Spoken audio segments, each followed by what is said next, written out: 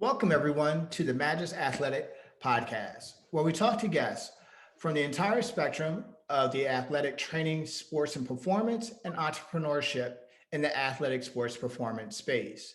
But before we introduce our next guest, please do us a favor and click on that subscribe button, smash that like button, and hit that share. That is just a small way that you can help support and grow this channel to see more phenomenal guests like the one that we have today. Today's guest is a strength coach, entrepreneur, and a consultant.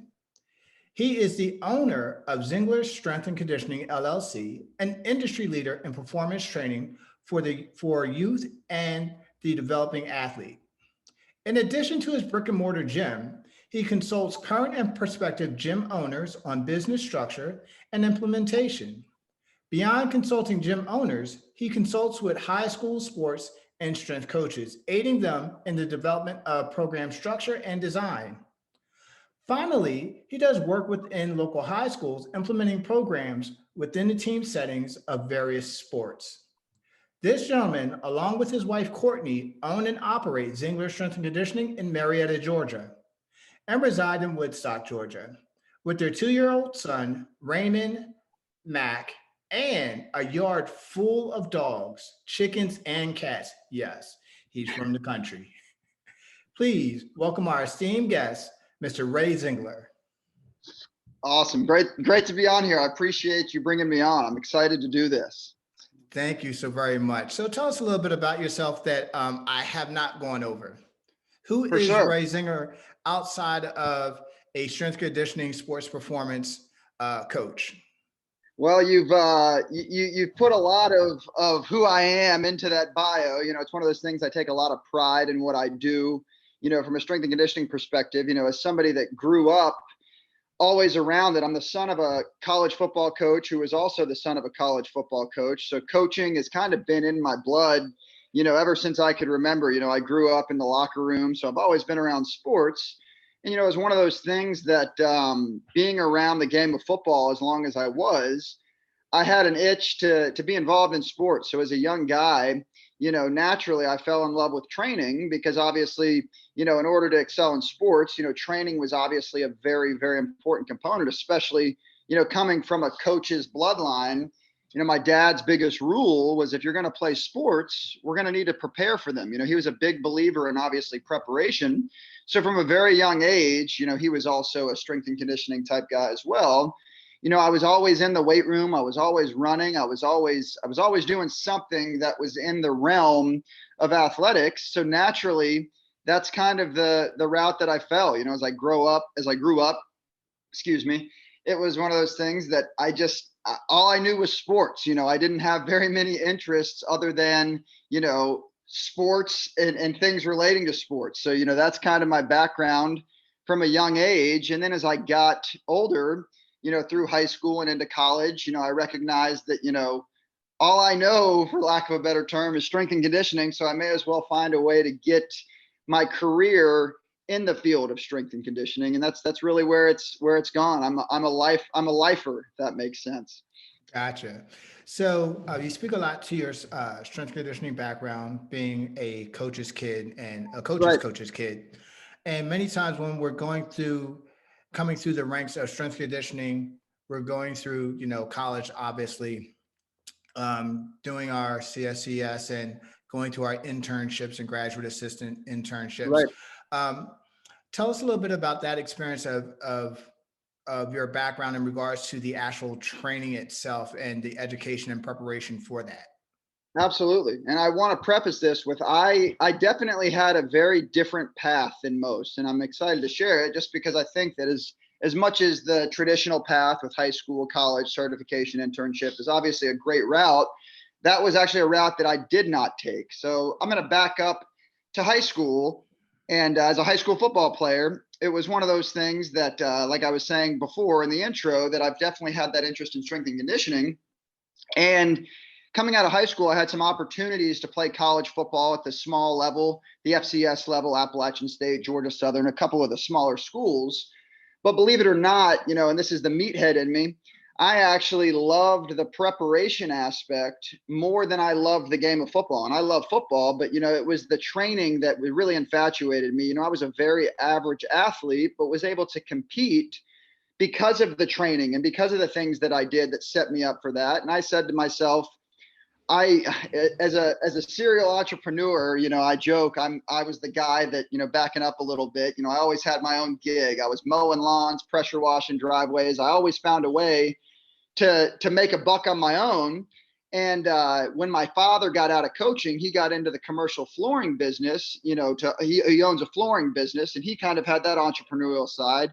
I know I'm a little all over the place, but this kind of sets up my background that Dad got out of coaching because he found he was spending more time coaching other people's kids more than he was raising his own, because obviously at the college level, it's an 80-hour a week, 52-week a year gig.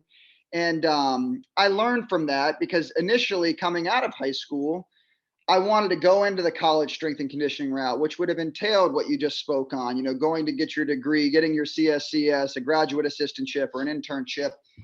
But I saw Dad get out of the coaching gig because it was obviously, as much as he loved it, it was eating up a ton of his time. So I kind of used his rationale and applied that to my own. So coming out of high school, I stayed local. It was one of those things that I wanted to stay in my area because we had a good footing in the community. My mother was a public school teacher at the local high school for going on 30 years.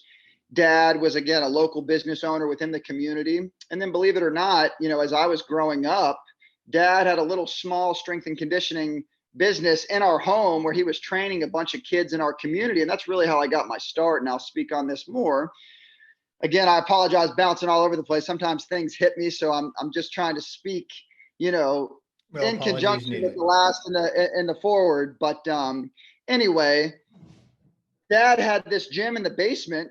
And I said to myself, we've got a couple of kids that are training in the gym, local high school kids that Dad had worked with. And Dad eventually said, Ray, it's getting to the point where my business is getting a little bit too busy for me to, manage both of them together. You're graduating high school. You're interested in strength and conditioning.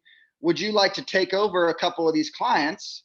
So right off the bat, I don't want to say that it was handed to me, but in lack of a better term, it was, so here I am as a 19-year-old kid or 18 years old. My dad has trained me since I was 8 years old. He was a very fundamental, very basic type coach. And I knew exactly what they were doing because, again, it was so simple. He made it so easy that it was basically just a segue to where I jumped in the gym. And again, I grabbed my quick little certification at 18 years old. And I was training clients, that were not a year or 2 years younger than me. And the only reason I had any leg to stand on was simply because I had learned the foundational concepts from my father growing up. And I just applied them. So obviously where I am now and where I was then are much different places, but that's really how it started. As I was training a couple of kids in my dad's basement at 18 years old. Fast forward a couple years, I'm 20 and now I got 15 clients. Now I'm 22, there's 30 clients, now I'm 24. And it's getting to the point where, this gym, which is in the basement of a residential home, is growing mightily. And it was something that I kind of fell in to my own business. At 26 years old, I looked up and said, holy cow, I don't have time to do anything else. I'm living my dream. I was so focused on serving others at that young age. I didn't have the business sense. I didn't have all the X's and O's. I didn't have the concrete plans. I just applied what I knew and what my passion was and tried to share that with others. So eventually it turned into something to where down the road, I got some business coaching and I've had some mentors that have helped me with more of the structure and implementation that I now help others with. But it's funny you speak on the education and the certifications and the internships. I did none of that, and again, I don't want to come on here and say that is the correct route because I'm not a very smart guy. And there's some things I definitely could have learned a lot sooner than I did had I had the internships and had I had the mentors earlier. But it was one of those baptism by fires that I had access to clients. And I'm training them, I'm learning. And it was one of those that I kind of learned as I went, if that makes sense. Understood. So I do want to touch on quite a few things that, because you said a whole lot and there were a whole lot of gems in there. So Right. first, I want to say that don't belittle your path and don't belittle your knowledge, because you said that you're not really a smart guy. And kind of what I picked up from that was you're not a smart guy in comparison to others who have taken, quote unquote, the traditional path, Right. right? But with that being said, you have taken your own unique path. And in taking your own unique path, it gives you a unique experience to draw on that others can't. Amen. Right. And with that being said, it changes your style, it changes your style, it changes your approach, it changes how you actually serve your client. Right. And had you not taken that path, you may not have the clients that you have today, because you wouldn't be the same person. So Sure. because you're not the same person, you're not going to serve them the same way. The approach won't be the same. So I will say that um, you took the path that you were supposed to be taking to serve the person and the clients that you were supposed to serve. Agree that 100%. 100%. So also you spoke on the amount of training that you had with your father growing up, being that he was a strength and conditioning coach and that he trained you through your athletic career in high school. Right. Um, what is, what would you say is the one unique quality that you have taken from your dad's, that that you've taken from your father's training that you still implement today, that it's like a staple to your training? Oh, that's great. That's great. And I'll flip the script on you a little bit, just because, again, he's given me so many things that I'm so thankful for and so blessed. But as far as the X's and O's of training, while there are so many, you know, I guess from a trainee myself, I would say the one thing that I've taken from him is to perform the basics consistently well for the rest of time. He was very big on doing the little things very, very well and just repeating them over and over and over consistently. And, eventually you look up and good things happen. And I've kind of taken that with me and applied that with my methodology forever. And then as far as coaching goes, just to give you a second one, the cool thing that I've learned about my dad, who was a coach, who obviously coached and served others, who's now in the flooring business, who continues to serve others. I'd always ask Dad, I said, man, how can you be passionate about floor mats? He sells carpet and tile. How can you be passionate about floor mats? And he said, Ray, you've missed it. I don't sell floor mats. I facilitate relationships and I sell experiences. And I thought that was so profound because, again, how excited or passionate can you be about a mat that you walk on? And I had missed that as a young guy when I saw him. I said, why is he doing this? How can you be passionate about that? But he had the second layer, which was always adding value and adding service to others and being the best part of that person's day.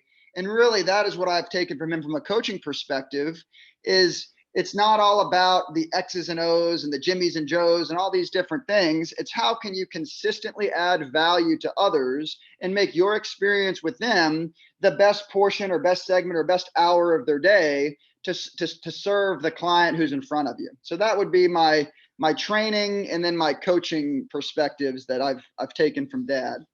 I love it. I love it. So, as a trainer and coach myself, I do pride myself on trying to create an experience that is like none other, that they Right. can't that they can't experience with another coach. So I always say that, for lack of better words, the training and fitness industry can sometimes have copycat syndrome, or as Brett Bartholomew would say, imposter syndrome. And Right. that is a lot of times, you know, quote unquote, there is no brand new exercise. A jumping jack has been a jumping jack For since sure. eternity, right? For sure. So you can take my exercise, but you can't take me Right. and my Right. coaching. Amen. So it's not the exercise, it's the experience of being with this particular coach. Right. And many times, when you're especially when you're in like a box gym, everyone's like, hey, don't steal my exercise. And it's like, Right. take the exercise. How Right. you implement it and how I implement it and the experience that that individual will have doing that exercise or during that training will be completely different and vastly Absolutely. different. Absolutely. So you spoke on your father and the impact that he's had on your training. What impact has he had on your character? Because in following you on social media, you're a very stand-up guy, have a lot of integrity. So what do you think are some of the character traits in regards to being a good, kind human being that you've picked up from your father? Yeah, and that's a great one too. And again, that would be the one thing, if I could be, oh, you hit me pretty hard there. If there's one thing I could do, on this earth, and that's my dad, who's been super impactful to me, is to make him proud. I don't care about money. I don't care about cars. I don't care about the flash. It's one of those things that my dad has done a tremendous job helping me set up the path for success. And I owe him everything. And the one thing that my father has from a very young age, even at times when I didn't understand it, was the importance of my faith. He had me in church every Sunday growing up. And as a kid, you come to resent that when you're 10, 12, 14 years old. You want to sleep in. You don't want to go to church. You don't want to understand the gospel. It's all lip service. God is just this guy that's up in the air, and you ask him for things when you want it. That's the immature faith growing up. And despite my hard-headedness and despite all of the things that I made my parents sweat about growing up, I came really to understand why my dad had shared his faith and the importance of faith so frequently with me as a young guy. When I turned, 21, 22 years old, is when I would really say that I would grow in my faith. In those early 20s, I had a lot of personal struggles, from anxiety and depression and imposter syndrome, just difficult things that I had struggled with. And that's when I really would say that I met the Lord. And I think that it's important to note that had my father not continued to encourage my faith and encourage my prayer life and encourage my Bible reading, that I don't know that I would have had that opportunity to meet the Lord the way that I did. And again, from my father's perspective, he's the guy, you see him at the grocery store, you see him in town, you see him wherever, and the guy's lit up like a firecracker 24 hours a day, 7 days a week, just tickled to death to share himself with you and hold the door and do the little things. And I'd asked him, I said, Dad, how do you have that energy, man? How are you always on? How are you always ready to go? He could have the worst day of his life and he'll find a way to make you smile. And he's very regularly shared. He said, that's not me, Ray. That's the Lord working inside of me. And that is something that I have tried to emulate. Obviously, none of us are perfect in any regard whatsoever, but it is that notion that, we're here for a brief second. And if we can find a way to divert the attention from ourselves and imply and impute that onto others, we're doing the Lord's work. So again, to kind of tie it all together with his business and his relationships, again, none of that stuff is he doing for himself. He's doing that because he's been gifted the gift of life, and he's trying to share that with others. So I would ultimately have to say that my faith that has been facilitated and encouraged from my father has had profound impacts on my character. Still a sinner, still have all the issues in the world. I don't want to come off as the guy that's got it all together, because I don't. But I think that the beauty of Christianity and the beauty of having a relationship with Jesus is that we don't have to have all the answers. So I'm constantly a work in progress and just trying to share what has helped me with others. Gotcha. So I love that you share your faith and you share it very publicly. One thing I will say that in listening to you, that faith and your training parallel one another, in that you said that um, you don't have all the answers. Right. And in faith, we don't need to have all the answers. As a Amen. believer, we don't have to have all the answers. We just need to have a relationship with Christ who does. So Right. basically, we don't need to know the answers. We just need to know where to go to get the answers. Right. And very That's much exactly like right. strength conditioning, we don't need to have all the answers. We just need to have the resources to get the information Preach it. to properly train said athlete, said client, So I think that both of those things run very parallel to one another. And I didn't think about that until you actually just said that. No, and I've never thought of it that way either. And I love that you said that, because again, kind of reverting back to where I said that I'm not the smartest guy in the room or whatever it was that I said. The one thing that I am is I know what I don't know, but I promise you I'm willing to go search for the answer. I still won't have it perfect. I still won't be able to master it. You put me in a room full of biomechanists and exercise scientists and they'll talk me under the rug. But as far as what I need to do to serve who I am serving, if I don't know the answers, you bet I'll scratch and claw until the cows come home to find the answers, and then impute that to the best of my ability. And I think that's really what it all boils down to is that imposter syndrome that Brett and those guys speak on. I think first acknowledging I don't know. That's one thing that people have trouble saying is I don't know. What excites me in our field is the fact that I don't know. I think it's my self-awareness to, again, joke on myself that I'm not a smart guy. That's what fuels my fire to be digging into these books and researching and having questions and interacting and things like this. I think not knowing is the stimulator of growth. And so many people are afraid of it. They're afraid you might think less of me because I don't know. So I'm going to act like I know, when in reality, you don't know. And if you get on a more macro perspective, I think that is a big problem with strength and conditioning. We live in a world where social media is guiding everything, and anybody under the sun can go grab a couple of cones and hurdles from Dick's Sporting Goods and throw down on a field and put some music on. And now they're a strength and conditioning coach. And sure, they can fool those who don't know. If you don't know what you don't know, how are you able to decipher right from wrong? But the reason I get so, animated and angry, for lack of a better term, is it's not hard to do things the right way. You just have to be willing to swallow your pride and swallow your ego, open up a book, learn, and then be yourself. That's the biggest thing. And I know I'm on a tangent, but I just appreciated so much what you said, that, you can take my exercise, but you can't take the experience. People are trying to sell the modality. They're trying to sell the icky shuffle, the broad jump, and that's all easy. I tell people all the time, I will give you my programming. I'll tell you right now what we do. We jump, we sprint, we squat, we deadlift, we hinge, we carry. It's all super simple stuff, super simple.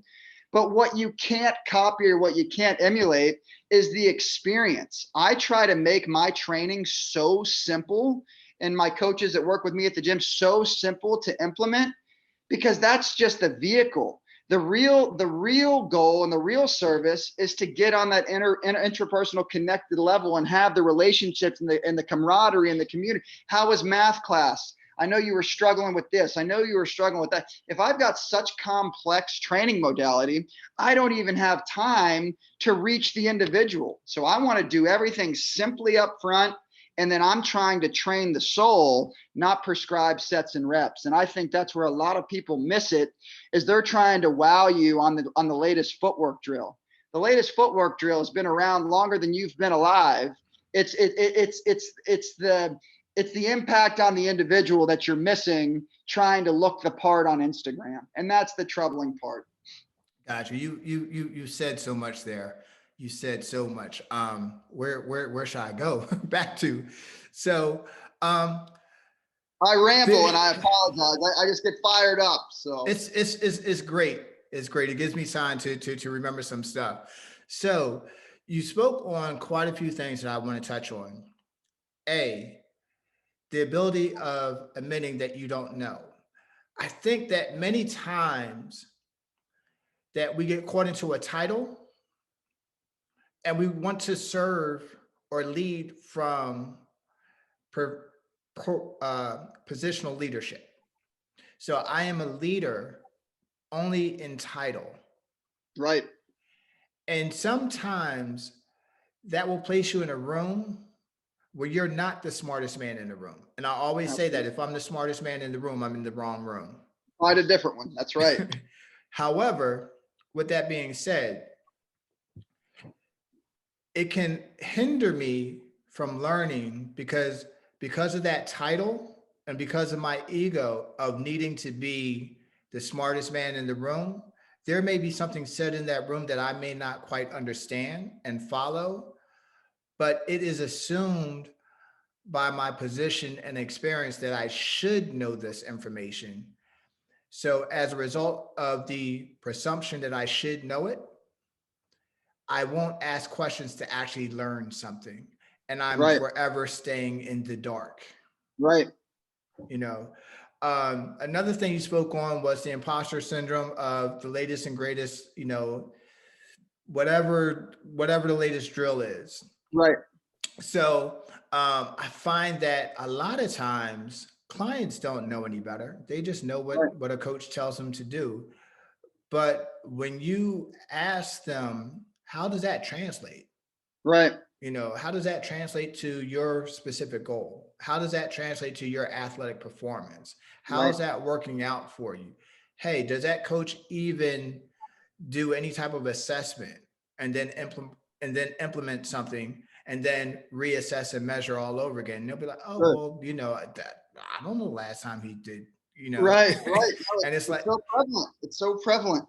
yeah, and it's like now, um, there there's such an influence with quote unquote fitness influencers and the layman not knowing the difference between an educated coach and a Right. fitness influencer. Right. And lastly, I will say this. You spoke about not being the smartest man in the room. So if you go to a scale of 1 to 10 and you're at the level of 10, you're at the highest level. Mm-hmm. Now, if you take that scale of 1 to 10, you can be a big fish in a small pond, That's and that's right. great. And you're the Right. man and you're the Right. coach, Right. and that's all fine and dandy. However, if you're not willing to humble yourself to go back down to 1, you'll always be 10 on that level. But you have to allow yourself to go back down to 1 to Right. be 11 on the next level of 20. Amen. You'll never get to 20 if you stay at 10 because you won't humble yourself to go back down to 1. Right. I call it the white belt mentality. It's one of those things that you're always wanting to be a beginner. And yes, it's very important to know your stuff and have a sound foundation. And again, I think another thing that coaches struggle with is they may know a modality or an exercise or a style of training exists, but they don't necessarily know when or if they should use it. Just as an example, in the high school weight room, in the high school setting, you get an offensive line football coach who may not be a strength coach. And I understand in that setting, it's hard to get a qualified coach because of budgets and this and that. But he's going to have the kids Olympic lift. We're going to do the power clean, the snatch, et cetera, et cetera. Why? Because we've always done it that way. That's just what we've done. And we just say power clean, even though he's not qualified to coach the power clean. Again, I don't want to sit here and comment on others, but the point that I'm making is let's just start on that 0 to 10 scale. And let's say I'm a 10 right now for where I need to be and what I'm competent and able to coach. I'm going to coach what I know I have the ability and the qualification to coach and make it so routine and so simple that I can repeat that. Now, what does that do? That gives me time personally to go back to being a 1 because I know the goblet squat and the hinge so well that I can impute that in my sleep because I've mastered that. I'm a 10 there. Now, let's say I want to add in, just for example, some sort of dynamic effort barbell box squat. Pretend I don't know anything about that. Now, because I've mastered the goblet squat and I've mastered the hinge, I can revert back to my white belt or 1 out of 10 mentality and learn that. It's like training is so broad and there's so many different things. People think they just got to throw it all right there. You know what I mean? I would rather micro focus and micro dose what I know where I'm currently a 10 at. And then when I gain more value from a perspective of something I may not be, then I'll impute that. But no, everybody now, it's just throw it all at them and just say power clean, just to say power clean. You know what I mean? And that's where I think that people struggle is, as much as I read and as much as I study and learn and talk to others, it can be paralysis by analysis. So I think it's very important to compartmentalize.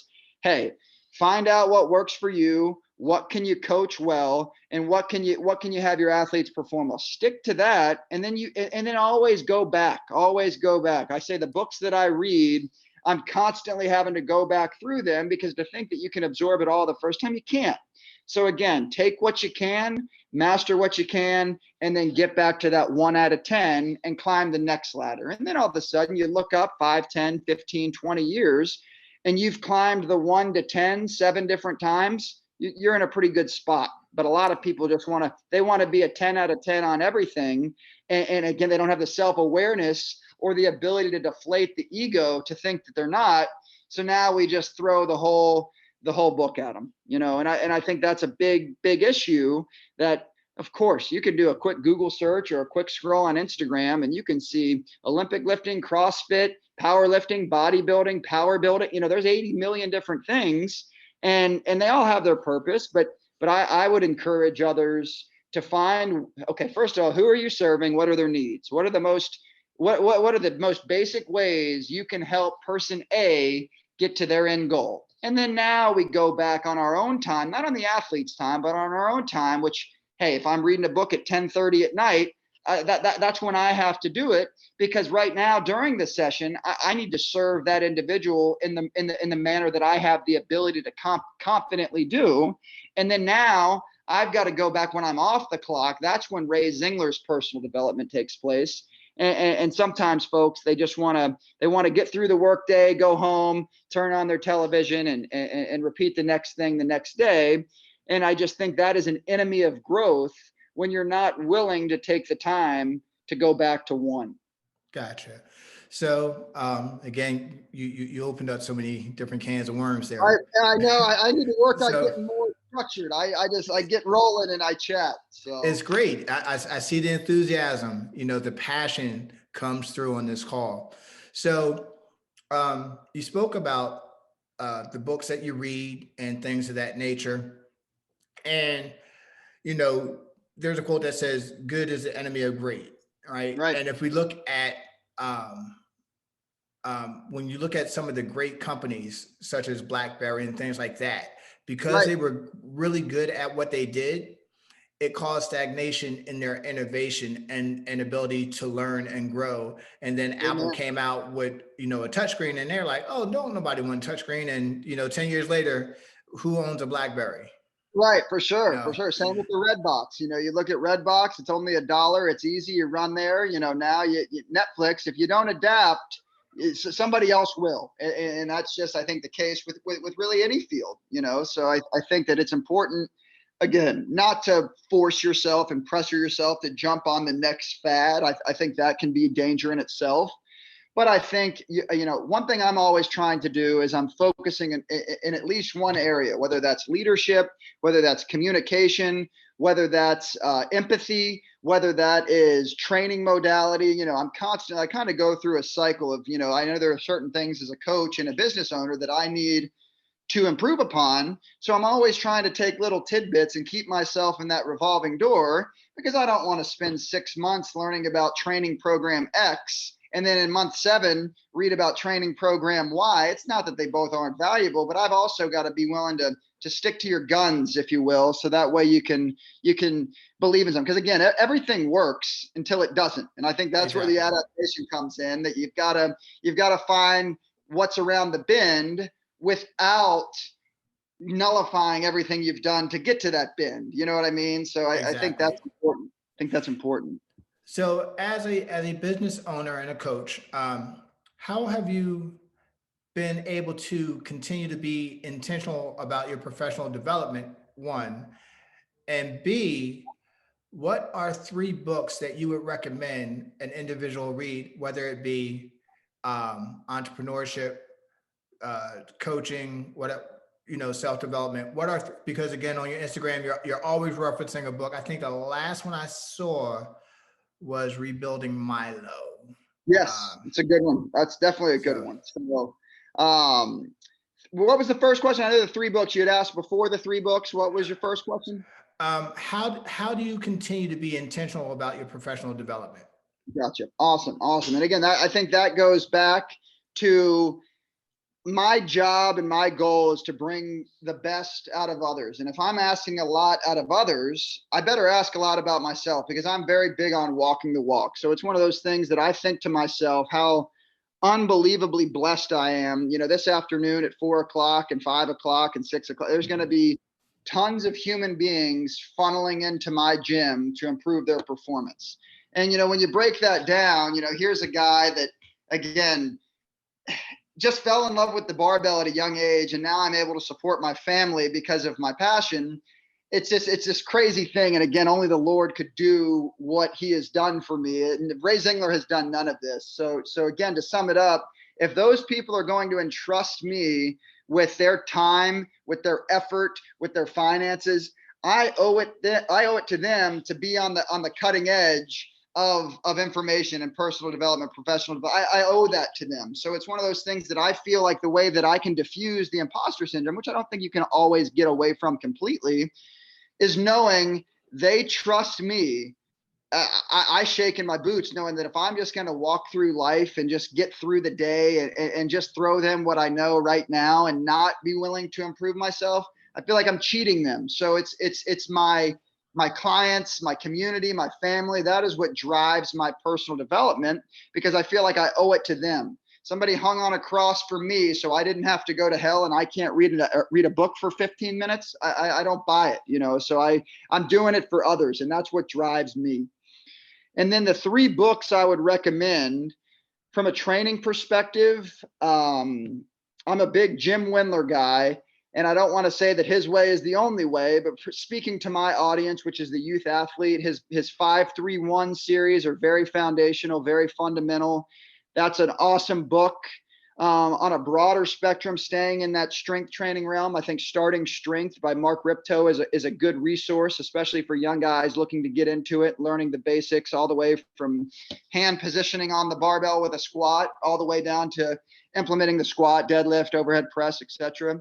So that would be my training books that I would recommend. I know I gave you a 2-parter there. As far as personal development, the book that I would recommend, How to Win Friends and Influence People by Dale Carnegie. I think that's a very important book, because whether you're in strength and conditioning, whether you're in the restaurant industry, wherever you're at, that's definitely something that we're doing. Whether you like it or not, you always have an impact on people. Whether you plan to or not, they're always watching. So I think in order to improve your skill set and understand some of the foundational psychology of impacting and leading and communicating with others, that would be a great book. And then a 3rd book, I'm big on habits. There is a book, and I forgot the author now, but it is called Atomic Habits, excuse me. And that is by, I can't believe I forgot his name. I've read the book 3 times. James Clear, who also has a great blog. And it's just a neat book, because it's a very foundational concept that a lot of times we overlook. Habits are habits. We all have them. And it's really not a complex psychological deal. It really comes down to discipline. And that's really, if I were to sum everything up of what we've talked about, is learning how to develop discipline to do what you need to do. Everything in my life is very simple. It's am I willing to do it? Do I take shortcuts? Not proud to say it, but yes. But the times that I found that I'm at my best, whether that's business, relationships, family, faith, is the discipline. You just got to do it. And I think that's really a good summary of who I am, is trying to become a more disciplined individual to be the best that I can be. Gotcha. Nothing works better than work. That's right. Hard work still works. I say it every day. Exactly. So just staying in the training realm for a few more moments, then I want to go to a different area. So you have partnered with some of the local high schools and consult with them. Yes. Talk to us about that experience and how that came about, and and how other individuals can get in contact with you Sure. in that No, realm. it was awesome. My gym is intentionally a very small brick and mortar gym. It's only, we're 1,500 square feet. My goal with my main business, my gym business, is I want to be able to offer an unparalleled service. A lot of times in the strength and conditioning world, especially working with youth athletes, they operate on a volume model, which is where you try to get 100 kids in there and go through your cones and your ladders and all that stuff. And hey, bring your $20 and get out of my hair. As much as I understand everybody's in business and they've got to do what they've got to do, I did not want to go that route. I'm super focused on providing a high quality service to where it's in a smaller group setting, to where I can bond and I can have the relationships and the communications, actual coaching. So I'd like to do that intentionally on a smaller scale, because I believe once you get too big, the quality naturally sometimes has to suffer. So again, we run a tight ship with the brick and mortar business, but I also wanted to have ways to reach other people and reach broader audiences and reach different demographics. And while I don't have the time to coach a team per se, being a football coach or a baseball coach, basketball coach, at least right now, I wanted to find a way to give back to my community in a way that I could reach more individuals. So, it started something very simple at one local high school, Lassiter High School, which is the community that we live in. That's where I went to school. My mother was a teacher there for 30 years. So it naturally, being a football guy coming out of high school, I was asked, hey, can you help out with some of the middle school or the young high school strength and conditioning stuff? So I would do a little gig in the summer where I'd help run the summer workouts and all that stuff. And then eventually the next fall, the lacrosse program would reach out, or the basketball program, or the baseball program. And then I just kind of said to myself, hey, here's a unique way that I can get in that coaching, get in that team setting, which obviously I love very much, without expensing my main driver of my business, which was obviously the brick and mortar gym. So the last couple of years, I hired one of a very good friend of mine who helps. He's kind of the lead coach at our gym right now, which allows me the time to take advantage of some of these other opportunities that we're presented with. So yeah, it really just started as a volunteer type thing, to where, hey, I'll come give an hour here and there, to, just today, we're working on a deal with a girls lacrosse program at the local high school that'll operate during the fall and winter for their preparation for their spring season. And I'm very careful about it, because obviously I don't want to overcommit and lose sight of what's most important, which is our main business. But it's been a cool way to be able to get that team itch that I obviously very much enjoy, without having to try to do too much at once. Thank you. And what do you think is the skill set that you possess that you feel is most important to your overall success, both as a entrepreneur, husband, and a business owner? I got to go back to my willingness to learn. I don't want to come off that obviously I'm not perfect. I do have my struggles, and if my wife hears this, I hope she'll clap for me. She probably won't, but I'm the first one. I'll raise my hand and say, I don't know. I was wrong. It gets to me. That may be one flaw that I have that I'm not afraid to speak on. When I do something wrong or not to the level of the expectation that I hold for myself, it gets to me, and it gets to me deep. And sometimes I have trouble forgiving myself or being okay with that. It's very, very comfortable for me not to know, or not to be on the cusp of continually wanting to grow. And again, that's something with my faith too, again, to tie that back in, is, the forgiveness of ourselves. That's one of those things that I've always struggled with. But I will say that is the driving factor behind my continued growth, is my willingness to always be willing to learn and admit my flaws. Again, I struggled with it as a 20-year-old. Everything in the world. As a 30-year-old, what I learned most is how much I don't know. You know what I mean? And I think it's just something that I've been able to almost get infatuated with it, that again, I don't want to run myself into the ground trying to be a master of everything, but it has definitely increased my desire to continue to learn by having this self-awareness to know that, hey, I might be the big fish in the small pond here, but let me get out of this pond. Let's get to a bigger lake, and let's focus on learning learning from others, because knowledge is out there. You just have to go look for, you got to be willing to look for it, and then you got to execute it. And that's what really drives me. Gotcha. So I do want to honor your time, but I do just have a couple more questions for you Oh, real you're quick. great. You're great. So you spoke of your wife and your family and how important that is and how important your Christian values are. Correct me if I'm wrong. However, your wife is now a full-time employee with Yes, Zingler Strength and Conditioning. Many coaches find it really difficult to balance their time, especially absolutely. when you're in the school setting, team setting, in regards Right, to training time. As you spoke of, working 60, 70, 80 hours in a week, right, and the stress that puts on your home life.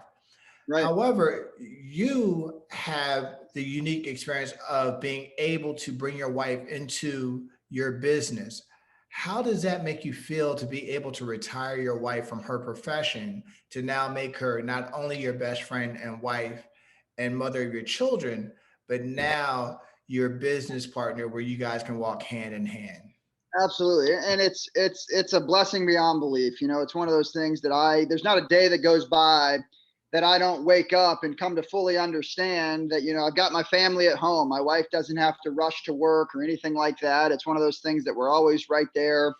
And, obviously it's, when you hear it on the podcast, oh, that's awesome. They don't even really have to go to the office. They don't do this and that. There obviously are challenges just like anything else, but they're challenges that I'm excited to work through, because you got to look at I live my life saying, compared to what? Anytime I get down on myself or I struggle with something, compared to what? I recognize there are plenty of people out there that would probably kill for yours or my problems, and I'm fully cognizant and recognize that.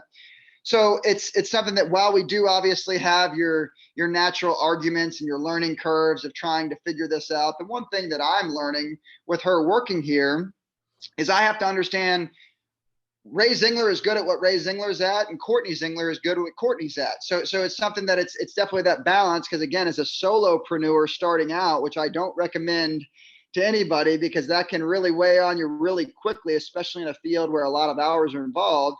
It's learning to delegate and learning to expose other strengths and work through them together.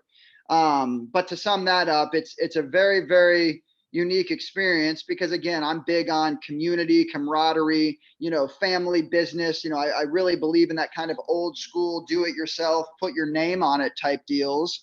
And the fact that, I can be down here in the home gym office and my wife upstairs managing the little rug wrap, but also getting to that email. It's a neat thing that, again, doesn't come without challenge, but again, compared to what, you couldn't ask for a better situation.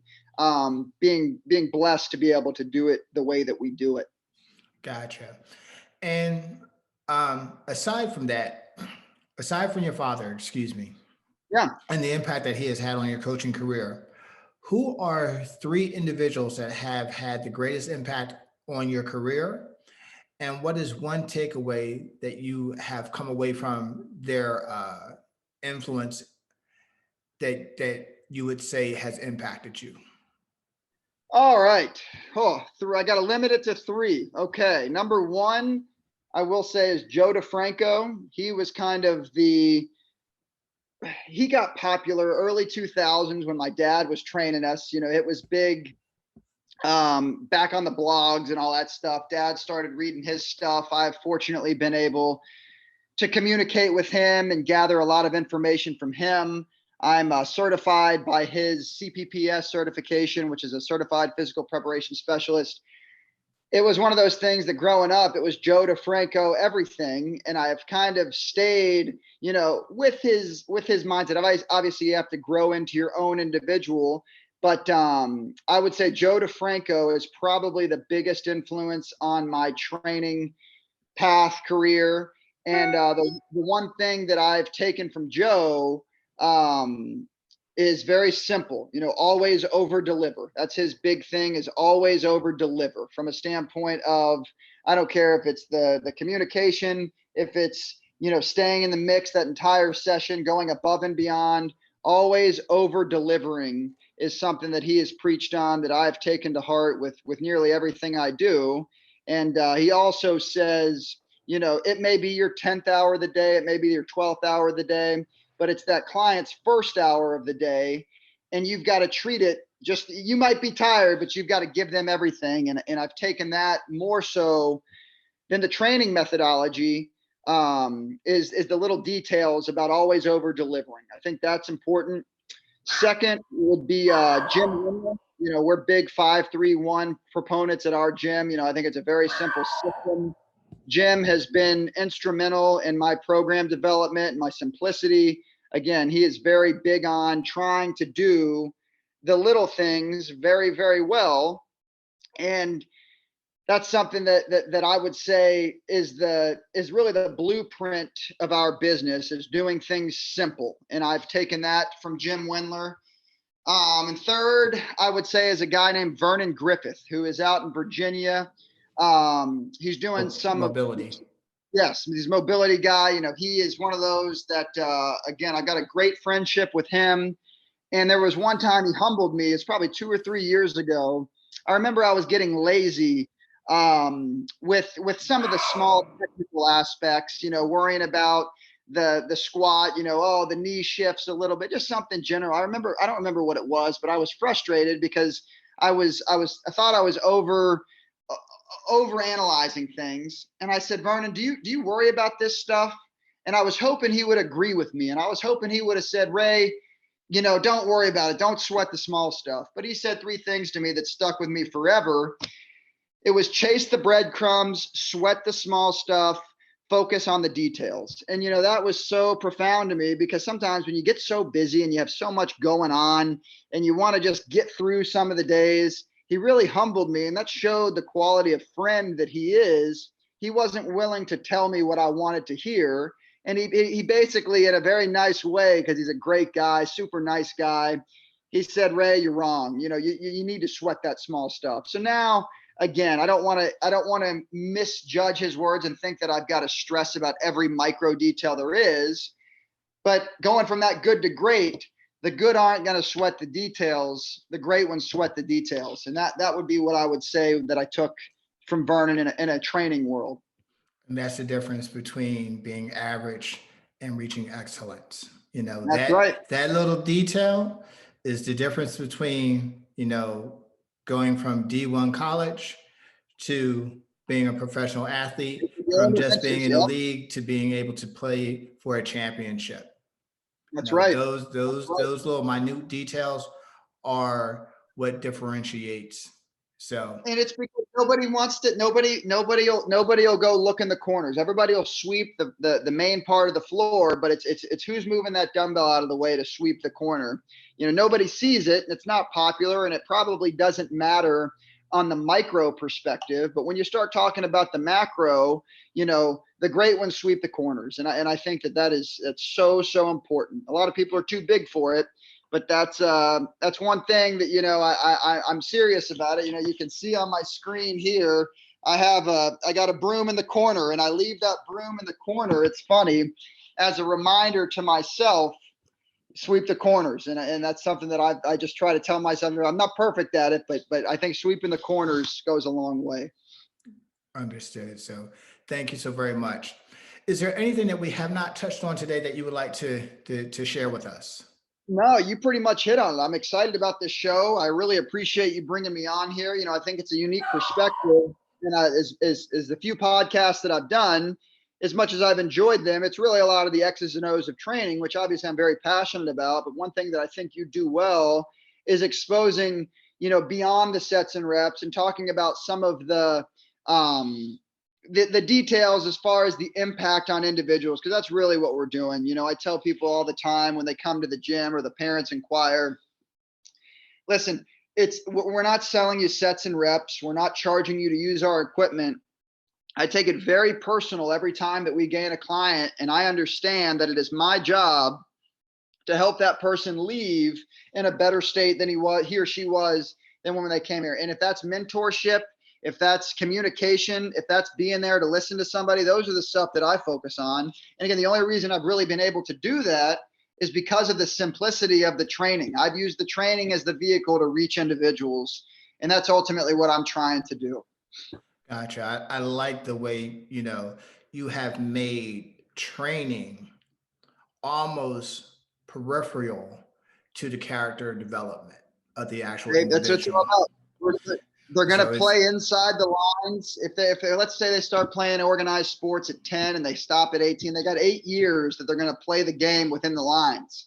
If I'm only giving them something that they can utilize for 8 years, but I'm not giving them a takeaway when they're 50, 60, 70, 80. The other thing that I think I'll finish with that I think is important is, obviously, I'm a sports performance guy. I'm very big into the training and athletic development. But at the end of the day, if we break it down to the macro level, I'm trying to help young people have a positive relationship with physical fitness. If I can get a 16-year-old girl now at 33 years old to go to the gym while she's got a family and do the elliptical 3 days a week, and her health is a benefit of it, all because of that garage gym in Marietta, Georgia. She's associated. I like this fitness stuff. That's a win. So ultimately, that's what it comes down to, is a positive association with something that's obviously positive beyond the 40-yard dash times and vertical jump heights. That's really what it boils down to. Leave the person feeling better than when they came and help them to associate a positive with a positive perspective. That's it. That's all it is. I love it. That's great stuff. So where can our followers find you on social media? On social media, I'm big on Instagram at Zingler_strength. I also have a personal page that I share, basically just some of the behind the gym scene stuff with a lot of the stuff that I'm reading, or, I have a very big interest in dogs and things like that. So you'll see kind of the Ray Zingler that's not the Zingler Strength side. On Facebook, we're at Zingler Strength, and then on Twitter at Ray Zingler. But Instagram is usually where I share the most, just because, again, understanding the audience that we're working with that 12 to 24-year-old human, Facebook's for us old folks. They're on the Instagram, so that's where we put a lot of the content. Gotcha. And for individuals that may not have access to social media, which is astonishing, but Right. but again, since we are training athletes, Right. athletes have parents. Right. So typically speaking, a lot of parents may not necessarily be on social media. Do you also have a Right. website where parents can find out more about you? Zinglerstrength.com, and that's got all the bios and kind of the explanations of our programs. There's obviously a client inquiry, some of the testimonials, stuff like that. That is Zinglerstrength.com. Thank you. And lastly, who are 3 guests that you would like to see on our podcast that you are willing to help us get onto the show? Awesome. All right. So another one that I would recommend, I didn't mention him in my 3 coaches, but Zach Evanesh. I'm not sure if you're familiar with Zach Evanesh. He is in New Jersey. Awesome old school strength and conditioning coach, which I could connect you with. Zach is one. I'm not sure. I know you mentioned Brett Bartholomew. Have you had him on the show here or no? No, I have not. Gotcha. So Brett lives very close to me. I think that would be an awesome one. He is a gem of a guy as far as understanding, Coaching. Yes, that's Communication. beautiful. He knows his X's and O's of strength and conditioning. Don't get me wrong. He knows his stuff there. And then lastly, the one that I mentioned in my top 3 coaches that have had the impact, Vernon Griffith. Again, he's a very good friend of mine. He's got a different perspective. The one thing that I love about him is, while he's very fundamentally sound, he grabs a lot of information from different realms of physical fitness, from getting into the yoga and getting into some of the martial arts and things like that, and how he ties that all together. He would be an awesome guest, and I know he would be very willing to get on here and chat with you. Thank you. So I'd like to thank you very much for your time. And for all of our listeners, please, just want to give you a shout out of gratitude and thanks for taking the time to listen to us today. Please make sure to like, share, and subscribe. You can always find us on YouTube, Spotify, Google Podcasts, and Apple Podcasts. This is Coach Lay saying, we out. Thanks, Coach. You're welcome.